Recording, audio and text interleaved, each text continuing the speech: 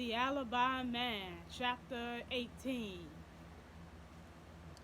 They sat around a mosaic tile top table imported from Italy. It was 300 years old and had come from the villa of a wealthy merchant in Florence. It weighed as much as any one of the polo ponies grazing in the irrigated field on the far side of the vast, manicured back lawn and gardens. Jim Brody believed in living the good life, and he had more than enough money to do it. With nothing but a BA, a big ego, and a good luck, he had started his own firm in 1979, representing professional athletes in contract and endorsement negotiations. In the beginning, his knack for picking up underestimated athletes about to become superstars had built his reputation. His reputation had big dollar deals that brought big dollar players. He often called his practice a license to print money, and he had no problem spending it. Two young Hispanic men in white jackets and black slacks served the breakfast. Omelets made to order, bacon, sausage, hash browns, pastries, fruit, three kinds of juice, champagne, and fresh ground coffee. Brody had flown in monthly from a private plantation in Colombia. His friends gathered here weekly for breakfast. The Alibi Club, they called themselves. Men had shared his passions for money, polo, beautiful women, as assorted other vices. Sebastian Forster, 43 at one point, the fifth-ranked tennis player in the world. Paul Kenner, 49, former Major League Baseball All-Star, one of Brody's early successes. Antonio Oveda, 51, Argentinian, old money owner of one of the top polo teams in Florida, breeder of top dollar ponies. Bennett Walker, 45, Palm Beach, old money. Brody had known him for years. Charles Vince IV, 53, CEO of a company that owned a fleet of luxury private charter jets. Juan Barbero, 33, Spanish, one of the top polo players in the world. Have the detectives spoken with you yet? Orator asked. No, they will. And when they do, what will you tell them? Brody looked across the patio, not really seeing the lounge chairs or the pool. That she was at my party. I knew the girl. That's not a crime. I suppose not. What will you tell them? Brody asked. That I saw her at the party. I didn't see when or with whom she left. I was with you, here for the rest of the night, drinking your most expensive scotch and smoking illegal Cuban cigars. Me too, Kenner said. And the woman you were with? Oveda asked. What will she say? Nothing. She doesn't want her husband to know. I don't want him to know either. He's the size and temperament of a grizzly bear. I've met him, Foster said. You definitely need an alibi. You slept with her too? Kenner asked.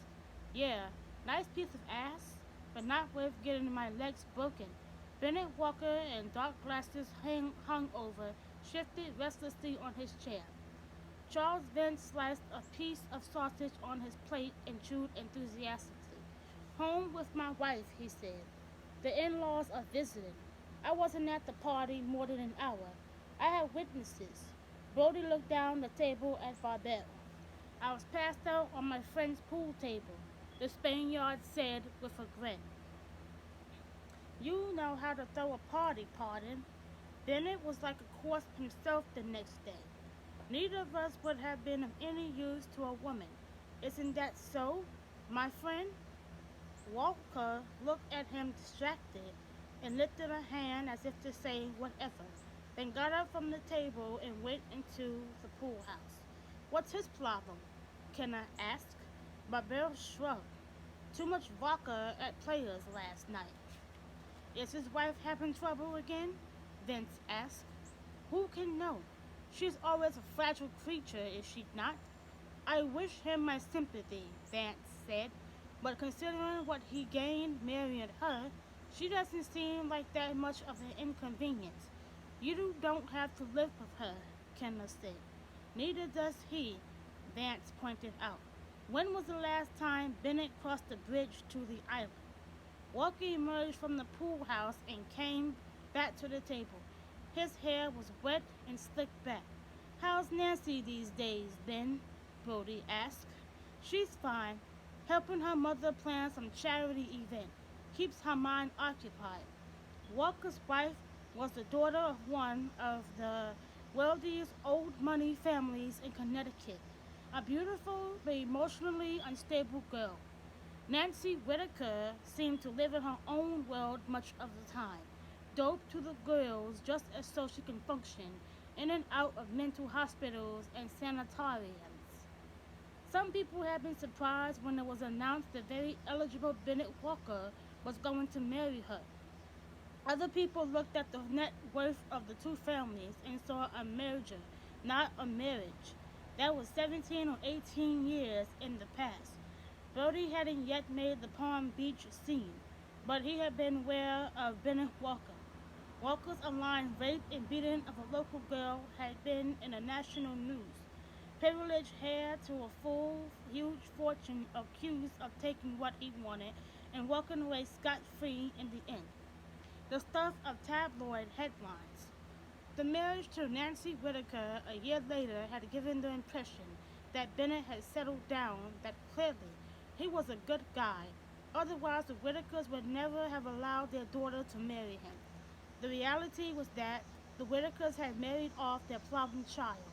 The Walkers had gained business and political connections with millions, and Bennett's wife's condition allowed him the freedom to do as he pleased. Not a bad trade-off, Brody thought. So everybody's covered, he said. They always made certain of that, watch one another's back.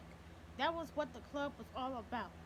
No man went without an alibi if he needed one. One of them always covered. Hookers, mistresses, drugs, booze, gambling. Whatever the vice, one of them always covered for another. It had seemed harmless for the most part in the beginning. Who cared who fucked who? So what was the big deal telling a little white one for a buddy with a small cocaine problem? Company money lost on a sure thing bet in the fifth base at Gulfstream? Not a problem. They covered for one another.